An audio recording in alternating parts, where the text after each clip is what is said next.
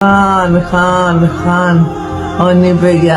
जिन्हें अदालतों ने इंसाफ देना था वहाँ इंसाफ बिकना शुरू हो गया। जहाँ ईवानों में अवामी नुमाइंदगी होनी थी वहाँ डाकुओं और माफियाज ने डेरे डाले। जहाँ अमन कायम होना था वहाँ बम धमाकों और लाशों ने ज़हनी सुकून बर्बाद कर दिया। तो फिर जलावे वाला मैं कैसे कहूँ कि हमारा मुल्क जन्नत का गहवारा है। तकदीर को बदलना है, हमें इस मायूसी से निकलना होगा। हम ऐसी कौम बनेंगे जिस पर हमारी आने वाली नस्लें फख्र कर सकें। मैंने नवजोत सिंह सिद्धू का इंटरव्यू किया था आज से चंद साल पहले, जब इमरान खान साहब प्राइम मिनिस्टर थे। तो उन्होंने बातों बातों में एक बात कही थी कि इमरान खान का मुखालिफ ये बात जान ले कि इससे बचना बहुत मुश्किल है। इनको आइडिया भी नहीं है ये किस लेवल का आदमी है। उन्होंने बहुत डराते हुए ये बात की थी। तो मुझे लगा शायद दोस्ती यारी में कर रहे हैं, लेकिन ये लोग अगर इमरान खान को अंडर एस्टिमेट ना करते तो इमरान खान से इतनी मार ना खाते। हमेशा पाकिस्तान की एस्टेब्लिशमेंट ने और पाकिस्तान की पीडीएम की जमातों ने, इमरान खान के सियासी मुखालिफिन ने इमरान खान को अंडर एस्टिमेट करने की गलती की है। वो हमेशा ये सोचते हैं कि अब इमरान खान की ब्रेक लग जाएगी, यानी इनका अंदाजा था कि इमरान खान जेल में जाएगा, 2 दिन में टूट जाएगा। आज 1.5 साल होने वाला है, इमरान खान को जेल में जाने पे ये इतना सा भी नहीं तोड़ पाए। वो अपने मौक़िफ़ में पीछे हटने की बजाय 4 कदम आगे ही आ गया है और आज उसका असर रसूख और मुल्क के अंदर उसका तोती ज्यादा बोलता है। ऐसा हीरा आदमी, ऐसा लीडर कहाँ मिलता है? अल्लाह ताला ने पाकिस्तान को एक तोहफा दिया, हमें कदर करनी चाहिए और ढेरों दुआएं करनी चाहिए इमरान खान के लिए।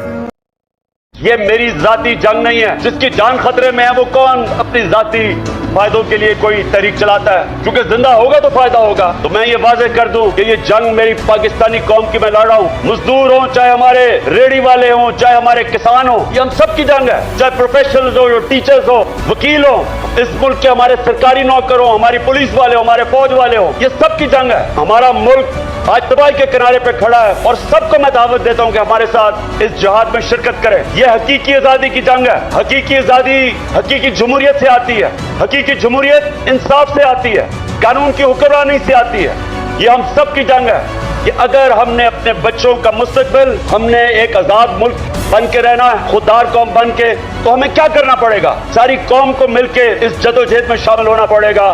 और जब हमें कौम बन के इस जदोजहद में मिलके जब मुकाबला करेंगे, कोई ताकत हमें रोक नहीं सकती। अगर बाहर के मुमालिक पाकिस्तानियों के लिए वीजे फ्री खोल देना, तो यकीन करें कि 1947 से भी बड़ी हिजरत होगी और पाकिस्तान में सिर्फ और सिर्फ कब्रें रह जाएंगी।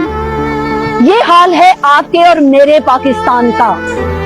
सादत हसन मंटो से किसी ने पूछा था कि क्या हाल है आपके मुल्क का, तो कहने लगे कि बिल्कुल वैसा है जैसा जेल में जुमे की नमाज का होता है। अजान फ्रॉडिया देता है, इमामत कातिल करवाता है और नमाजी सबके सब चोर।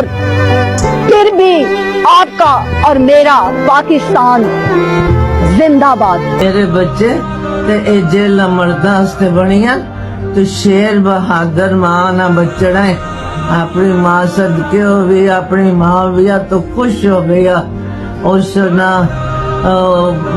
मगर उसने रूह राज़िन तेरे थे और पूरी पूरी दुनिया पुते अल्लाह ला देता वे। तेरी मोहब्बत, तेरे इश्क, तेरी प्यार इस दुनिया हाल गई है, पागल हो गई है।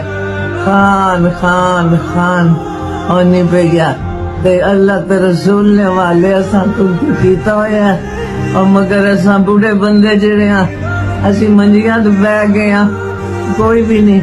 बच्चे आने ते कुछ नहीं आ।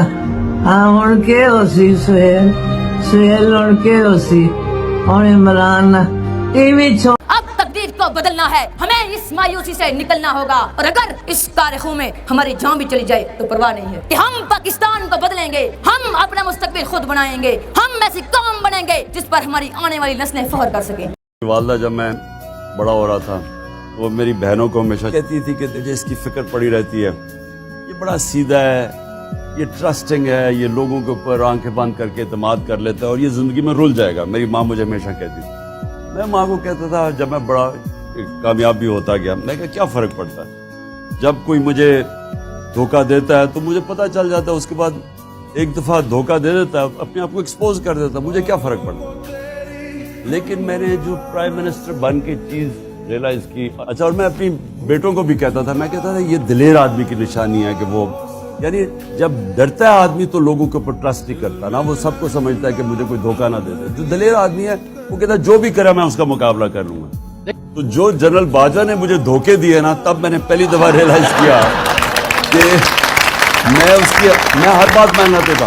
आप हर बात पे यकीन कर लेते इतना वो सिंसियर लगता था सारा वक्त, मुझे तुम्हारी है, मैं तुम्हारी फिदम, मुझे ये, हम एक पेज पे हैं वगैरह।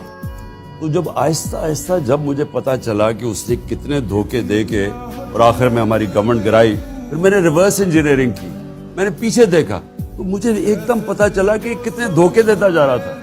तो इससे जब प्राइम मिनिस्टर बन जाए ना तो आपको ट्रस्टिंग नहीं हो सकते आप, क्योंकि असल में नुकसान आपके मुल्क को होता है उसका। इसलिए ये अगर आप कहें ना, तो मैंने एक तो सबक सीखा है कि कभी किसी को आंखें बंद करके ट्रस्ट नहीं करना चाहिए। Thanks for watching.